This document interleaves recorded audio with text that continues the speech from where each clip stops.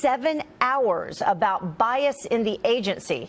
Todd Pyrer is here now live for us to break it all down. So, Todd, the big question was, did this indicate what was going on inside? The fact that it took so long, 7.5 hours. Yeah, and the question, I think, is answered with a we don't know yet. Yeah. Like you said, 7.5 hours. That is almost a full workday's worth of testimony. But House Intel Committee members were tight-lipped about what Andrew McCabe said amid calls for his firing over allegations of conflicts of interest and anti-Trump political prejudice. It's just the latest development in the controversy around text exchange between FBI officials Peter Strzok and Lisa Page, who worked on Robert Mueller's Russia probe, as well as links between DOJ officials, like you mentioned, Bruce Orr, and Fusion GPS, which created that anti-Trump dossier. Republicans on the committee were also expected to press McCabe on whether he should have recused himself from the Hillary Clinton email investigation. That's because McCabe's wife received money for her Virginia State Senate campaign from donors linked to Clinton.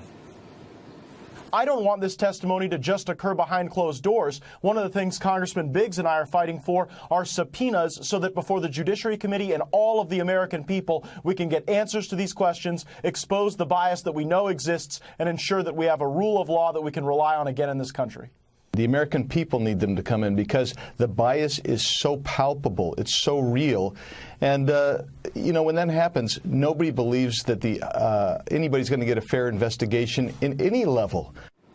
Meantime, the House is preparing to hold a standalone vote to renew a controversial warrantless surveillance program that the intel community says is critical to stopping terror plots. This as Republican Senators Rand Paul and Mike Lee said they would vote against any government spending bill that includes authorization of that part of the FISA law. So a lot going on, as you might imagine, on Capitol Hill, even though we're just a few days away from Christmas. Yeah, we'll see if maybe any of the Christmas vacations or breaks are delayed. Do you want to bet on that? I'm thinking they're going to get everything done because people like to be with their families, exactly. Even congressmen. Yeah. All right. Thank you so much, Todd. Appreciate it. Next to this story, Bruce Orr, the Obama Justice Department official, demoted over his undisclosed meeting with Fusion GPS. That's the firm behind the anti-Trump dossier. They were doing opposition research on Trump. He was expected to testify today before the Senate Intelligence Committee, but it never happened. With me now, Republican Congressman from Georgia and member of the House Judiciary Committee. He is Doug Collins.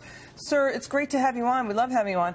Why didn't he testify? I mean, his wife worked at that opposition research firm. The FBI paid that firm thousands of money. The DNC was behind it.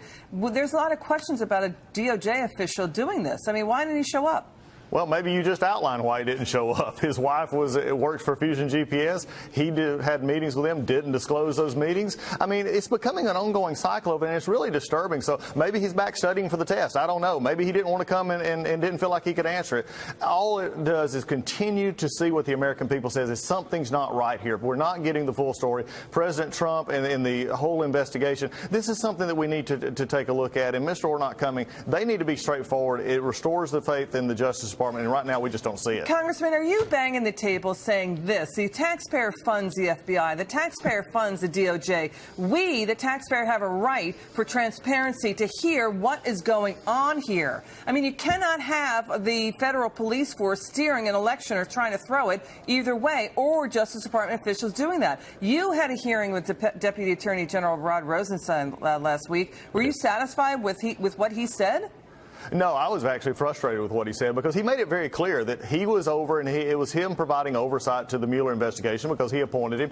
And I asked him at one point, I said, since you appointed him, and I believe Robert Mueller was a good man, I think that the direction of this investigation has went off track because the people that he put on the team. And so I said, I just feel like that he must be embarrassed by the way this is turned because this is not the way an investigation needs to be run. This is not what needs to happen. And when you have these current things that just keep eroding the trust of the American people, it really makes them try now to have to backtrack on their story, and that's not what the American people need. That's not what they need in this Justice Department, and I think we need that investigation to be free from this, and that's why we've called for a second special counsel to look into this, along with what the special investigator, the Inspector General, is already doing. I think at the end of the day, look, President Trump has been forthcoming. You know, it goes along all the time. He's wanting to see this. He's been cooperative. His attorney's been cooperative. It's now time for DOJ to be transparent as well. You know, you saw this with the IRS scandal, sidelining nonprofit, conservative nonprofits, questioning the size of government, ironically.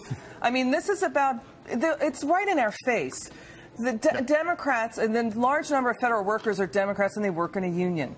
It's like hiding in plain sight. Final word, Congressman. Well, I think at this point we're going to keep focused. I mean, what we're excited about is these investigations going on, but what we're doing with the work of the American people. That's tax reform. That's President Trump leading on what he said he was going to do, and that's where people are going to have a Christmas present, jobs. We're looking at growth. That's it.